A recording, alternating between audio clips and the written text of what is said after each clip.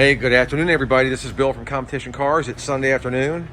Wanted to come in and do a little quick video. I had a bidder ask about the back seat folded down in this 290 GD Mercedes, and indeed it does. It was very easy. There's a lever on the driver's side that you pull right on this side, and it folds right up.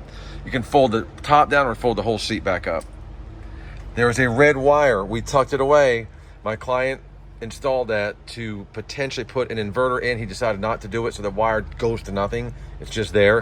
It's ran from there to the front where the battery's at. So instead of uninstalling the whole wire, just tucked it behind there neatly, and it's there if you need it. Also, the door, the rear jamb, hatch jamb, it looked like there was a stain here. It was actually a little dirt that was left behind that my guy missed. So you can see that the hatch jamb is perfect. And just a really nice, tidy vehicle. Tons of room back there. This side jump seat will fold back up and fold in place. And so you can see what type of room you're working with there. So there it is, guys. We got a few days left in the auction. It's a really nice, tidy example.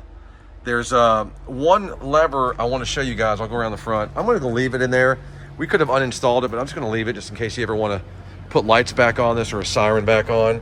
So this switch here says alarm, was for the overhead sirens. There was two blue sirens on this when it was over in Italy or whatever part of Europe it was over at, and we just left it. That was left alone, so we're going to leave it alone. It's already wired. I guess if you wanted to put sirens back on it, you could. I think that'd be pretty neat.